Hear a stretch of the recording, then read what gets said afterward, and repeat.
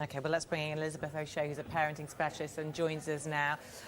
Thank you very much for being with us. We've had some communication problems with you, so I'm not sure if you heard everything Katie Ivins had to say, but she's basically been arguing that parents should be allowed to parent how they wish and that actually smacking is an expression of love. What do you think?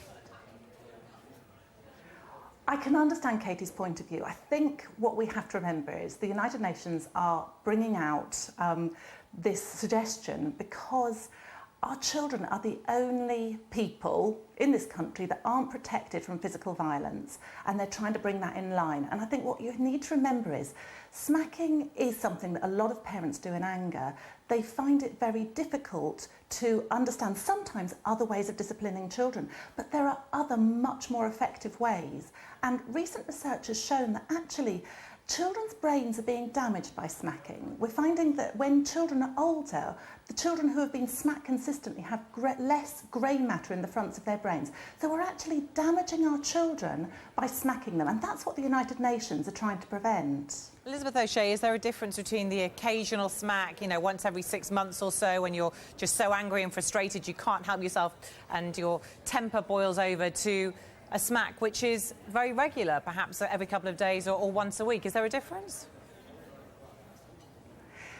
Yes, there is. Yes, and a parent that smacks occasionally, it's often, we're only human, you know, we lose our temper sometimes. What's important to remember is it's up to us to learn to control ourselves as parents, because our children will be copying that. What they learn, the messages, is when you're really, really angry, you hit out, that's okay.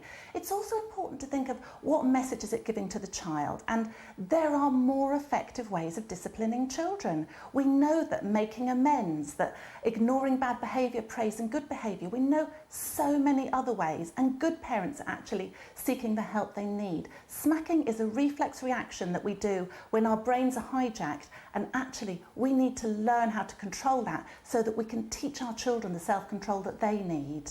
Katie, we need to practice self-control to teach them. Well, she does seem to accept that it is within the range of parental behaviour, and yes, it is. And yes, you can talk about all sorts of other things that parents can do. One of the things is talking a lot to your child, but what if you're the kind of parent who's not very vocal, not very well educated, your child is much sharper than you are? You have got to use some way to express your anger, or you're saying no, simply you're saying no to your child. You have to do it. You do your best, and don't forget you can always talk to your child afterwards, and you can increase their understanding.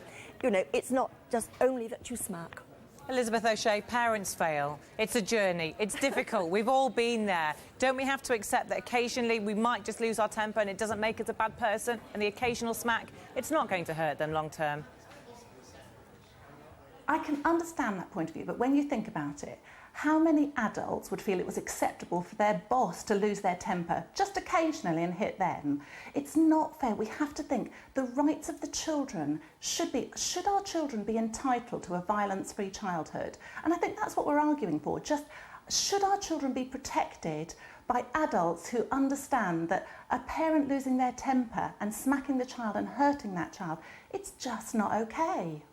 Elizabeth O'Shea, Katie Ivins, there we must leave it. I know you wanted to have more time. It's a fascinating debate, one that will go on. Keep your thoughts coming in at Sky News, at Sky Samantha. Still to come.